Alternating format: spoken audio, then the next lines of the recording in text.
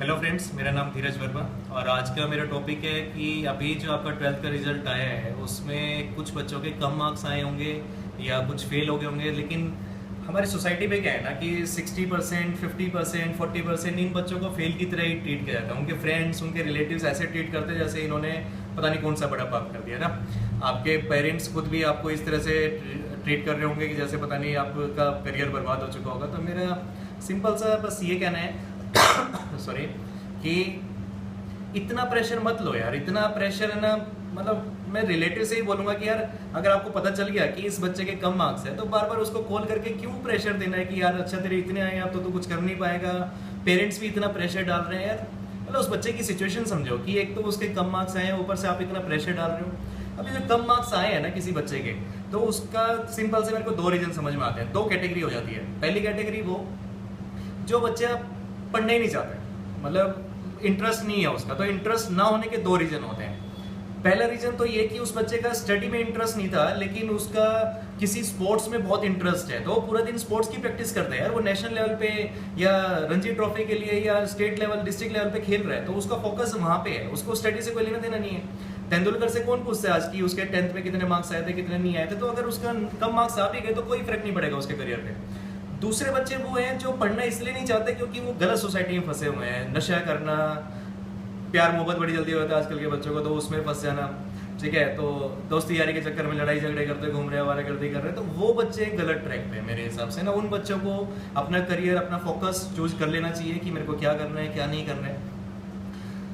अब आते हैं उन बच्चे के ऊपर जो दूसरी कैटेगरी है। जो दूसरी कैटेगरी ना वो उन बच्चों की है जो जिन्होंने वो स्ट्रीम ली जो वो नहीं लेना चाहते थे, जिसमें उसका इंटरेस्ट नहीं था। लेकिन हमारी फैमिली ना कई बार ऐसे प्रेशर डाल देती है। पापा कहते हैं कि नहीं कॉमर्स नहीं लेनी, मेडिकल ही लेना है, डॉक्टर बनना है। मम्मा कह रही है नहीं इंजीनियर ही बनना है। भाई ने बोल दिया इंजीनियर बनना है इसलिए नॉन मेडिकल लो। बच्चे का इंटरेस्ट भी पूछ लो यार, हो सकता है उसको कॉमर्स में जाना, हो सकता है उसको फाइनेंस में, टैक्स में, अकाउंट्स में इंटरेस्ट आता हो। तो इस तरह का आपने बर्डन उस पर डाल दिया, नॉन मेडिकल लो या मेडिकल लो या कॉमर्स लो। और फाइनली क्या हुआ, जब वो 12th का रिजल्ट आया तो आपको पता चला उसके मार्क्स कम आ गए।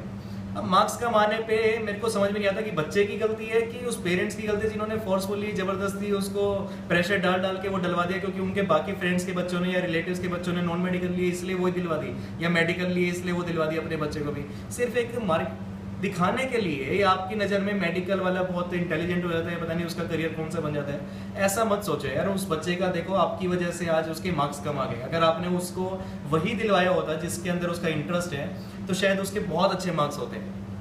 मेरी रिक्वेस्ट सिर्फ पेरेंट्स से और जो हमारे रिलेटिव्स हैं खास कर ना, बहुत उन लोगों से सिर्फ इतनी है कि यार उनके ऊपर इतना प्रेशर मत डालो बच्चों के।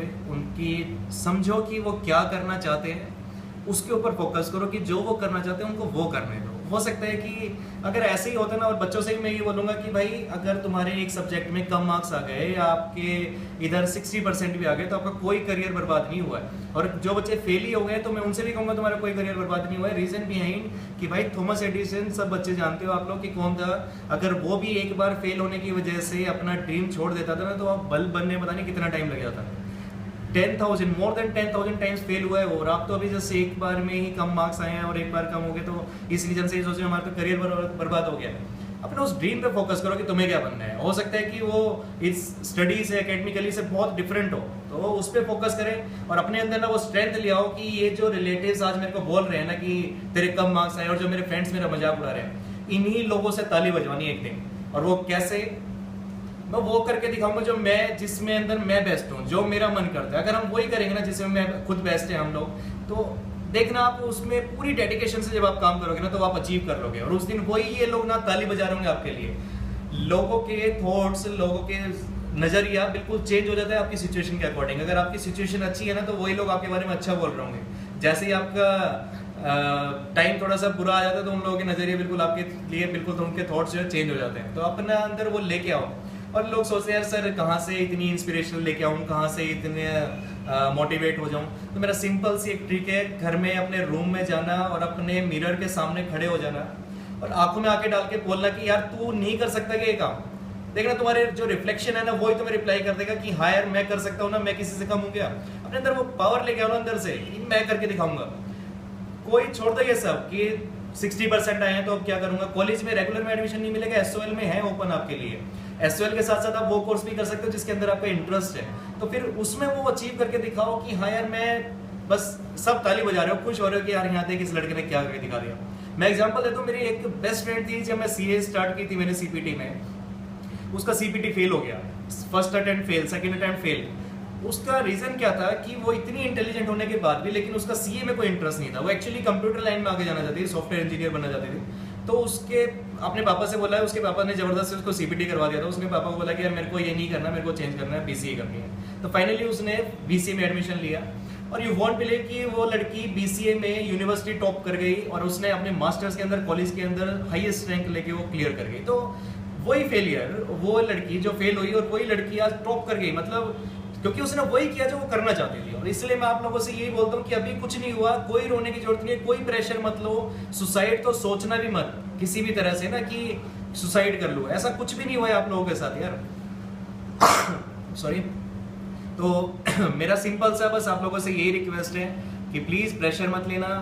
पेरेंट्स से यही बोलूंगा कि यार बार बार मत बोलना अपने बच्चे को, समझो उसको वो क्या करना चाहता है, फोटोग्राफी करना चाहता है उसमें जाने दो आगे, यार बहुत स्कोप है, जो मन करता है वो करने दो ना, एंजॉय करने दो, करियर बनाने दो उस लाइन में जिसमें वो करना चाहते हैं। तो मैं हमेशा यही बोलता हूँ, वो बनो जो वो बनना चाहते हैं, जो आप बनना चाहते हो, be what you want to be, ठीक है।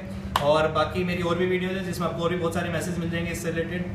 Thank you very much, please मेरा चैनल सब्सक्राइब करो, थैंक यू।